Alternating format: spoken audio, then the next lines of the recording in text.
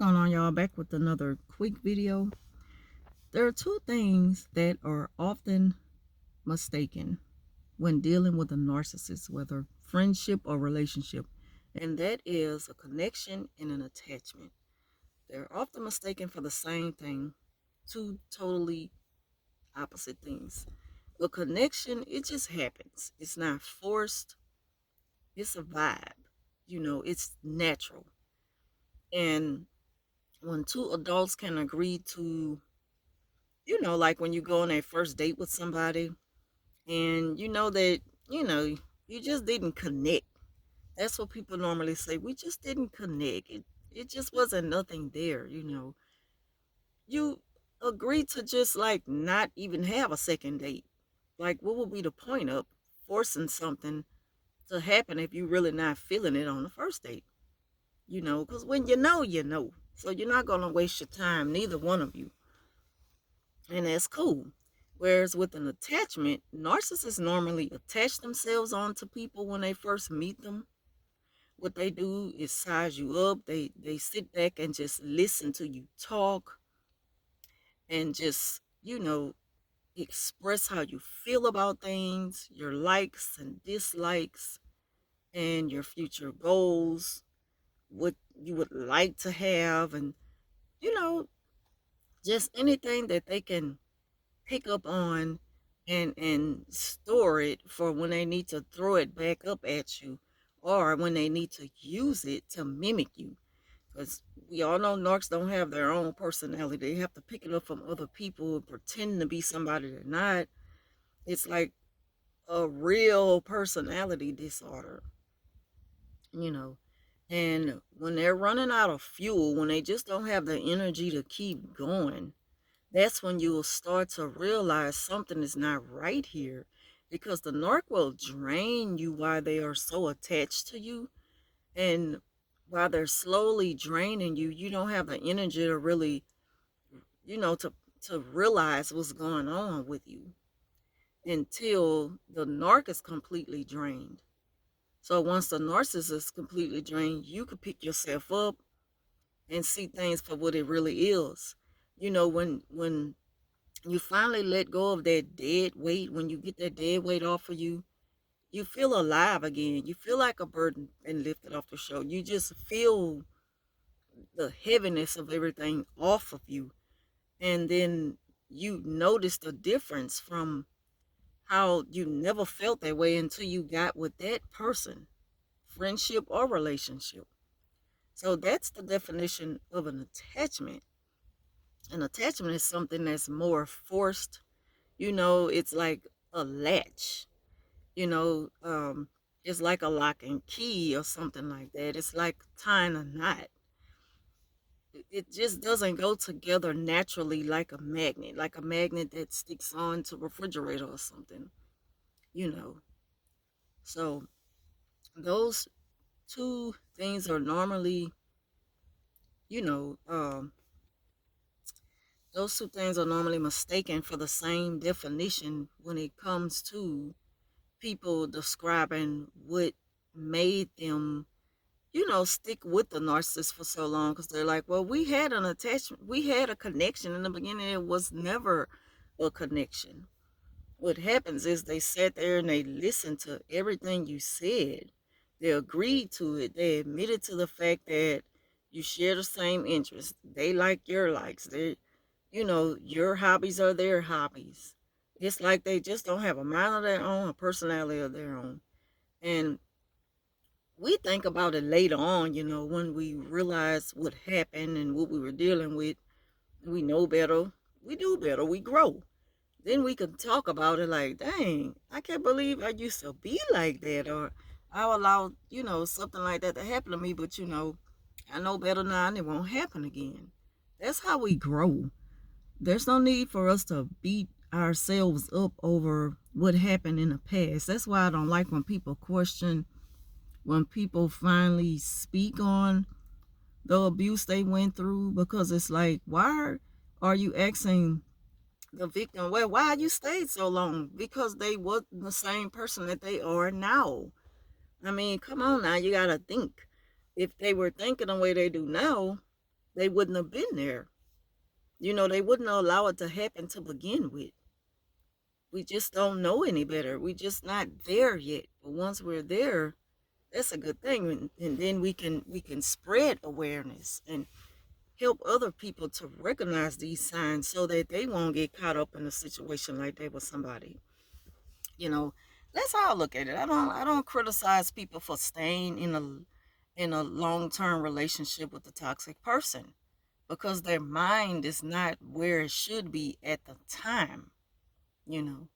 And no matter how much you point out things to a person, when their mind is just not focused on that, when they really can't comprehend in that way, you're not going to be able to get an easy breakaway, and it's in even if you do force, this person to leave someone, if their mind and their heart is still there, you really didn't do anything because now they're going to sneak around and go see the person. It's not an easy thing to just let go of somebody, to just move on. It's not easy to move on like right after dealing with a toxic person. It's not easy. But once you become aware of what you're dealing with, it gets a little easier because you don't want to go back to that. Narcissists are very draining. They suck everything out of you. And a lot of times we realize it when they lose energy, when they finally just start to collapse a little, when they just don't have the fuel to go no more. It's like that's when we wake up. That's our wake up call to realize that, like now I see why why I was so just out of it, why I lacked motivation, you know, I lacked consistency. Like I just couldn't stay ahead of myself because I was constantly being held back from my full potential. And it's like there's never any progress with anything I'm trying to do, and constant criticism to just keep starting over, you know. And with narcs, with them moving the goalposts all the time, they set it up that way to where you never really get anywhere.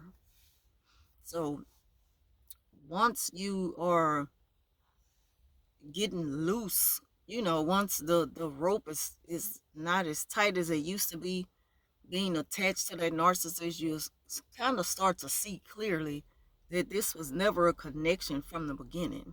It was something that was forced, and we never had any business being together. And I think about that a lot when it comes to my ex. I don't care about what happened. Well, I care about what happened back then because I have to, that is what keeps me going. It gives me strength to know that I was able to overcome that and begin the healing process. But the thing about it is, can't nobody make me feel bad for what happened, you know, back then with my ex and what I went through. I'm the victim. And yes, I allowed things to happen repeatedly because I didn't know no better. I didn't love myself. First of all, I didn't love myself. I didn't value myself. I just put that person first at all times. And I allowed them to just suck me dry. So it never was a connection. It was an attachment, that I allowed to happen because I thought that it was a connection. That's why I say it is often mistaken for the same thing, and it's not the same thing, it's the complete opposite if you really look at it that way. Another thing I wanted to mention real quick is my reaction to Latosha Scott's live last night. How they mentioned on the show like her husband had a lot to do with her sister's money being stolen because allegedly her sister's $30,000 check was deposited into his account or it went to his address or something like that. And so narcissists, the thing that they do is when they get caught or questioned about something, they put it all on a person who helped them get away with it. It's like the narcissist is fine being an accomplice with you for committing a crime. But as long as they don't leave fingerprints behind, they're going to deny that they were even there, you know. It's like if you don't just, it's like with a narcissist, you have to be so detailed when asking them anything. Like, were you there? Well, were you with the person when this happened? Because if you just straight up accuse them of doing something that they didn't have their hands in, but they coached the person to do it or they advised the person to do it to hurt you. It's like they use their guinea pigs, they use their puppies, they use their guard dogs to hurt their victims so they won't get their hands dirty, but they're just as guilty. They're just as guilty. Like they are the masterminds behind it when they sick their dogs on you. So she denied that I don't know nothing about any money. Well, your husband does. Somebody do. Because you know what, I mean, come on. Y'all been married almost 30 years and, you know, come on now. Be real with yourself. But they're going to deny it. They're going to deny it having anything to do with committing a crime. As long as they could keep their hands clean, they'll leave you out there in the water. They don't care. They don't care who they hurt. You know, I remember the narco I worked with, how she would get so angry at people when they cut ties with her to where she wanted to punish them in ways where it hurts them. You know, it hurts them financially, or it hurts them as far as dealing with their personal life some kind of way. And she told me about a lady who she would use to do her dirty work. And I'm like, why would you get that person to do something like that? But I thought about it like way after the fact. But when she was telling me, I'm just listening, like, this person's name comes up a lot when you want some work done. Not knowing that it was going to end up being my turn soon. And that happened. Because she made sure that she found a way to get in touch with my landlord to let my landlord know something going on at my house. But the thing about it is, what she didn't know is that the landlord told me who told him. So, not saying that it backfired, but I found out, and I said that wasn't nothing but God, because normally it doesn't happen that way. They keep you worried. They keep you wondering, why is this happening to me right now? Like, who could have done this to me? But he told me. So that wasn't nothing but God, and just more clarity that I needed to know that this person was none but the devil, pure evil. And if she do that to me because of jealousy, because I was living my best life after I had cut ties with her, I knew she'd do worse to other people. And I remembered when she even had that same person, because see, all that was traced back. I mean, it was clear as day that it was her, you know. And that's one of the things till today, to that she would totally deny knowing she was the mastermind behind it, even though she weren't the one to pick up the phone. But she coached someone to do it, so you just as guilty, dummy. Again, she did the same thing to another person we worked with, because this person was having an affair with someone at the school. She had that person to call the woman's husband, who worked in another school district, and tell the husband. The husband pulls up to the school one day to bring his wife flowers. The mistress walks out, her little side piece walked out to the car, not knowing that that wasn't her coming to work, that was her husband that day. When that woman got home, it went down. When she came back to work that day, she had on so much makeup packed to her face to cover up, yeah, the eye and the knot, and just, it was horrible. And it's sad that narcissists will put you in a position to where things really hurt you because they feel rejected. And then they have the nerve to just, they have the audacity to think that things could go back to the way it was after they give it some time. No, what you did really hurt me. Like, you don't understand that. People hurt different from you. It's like what you did was a bad thing and you need to be held accountable for that, or, you know, you need to at least admit to it. Just admit that you did that. because you were so deep in your feelings. You know, you felt some type of way, so you had to hurt me. You had to get me back. That's payback and punishment.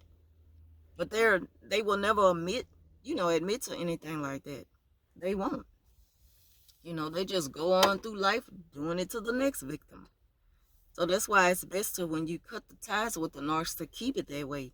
When you're working with them, keep it on um a level of, like we're just being cordial. I speak small talk only pertaining to work only. Don't give them any information about your personal life, your family, things you got going on, what you got planned, your vacations coming up, your man, your woman, whatever. Don't tell them nothing. Nothing, you know. So, yeah, because that's the thing that we do in the beginning. Going back to the connection, there was never a connection. It was an attachment. They attached themselves onto you, sucked all the information they needed out of you. And once they start to kind of let loose, because they were losing energy because they was too full. When you're too full, you kind of lose energy.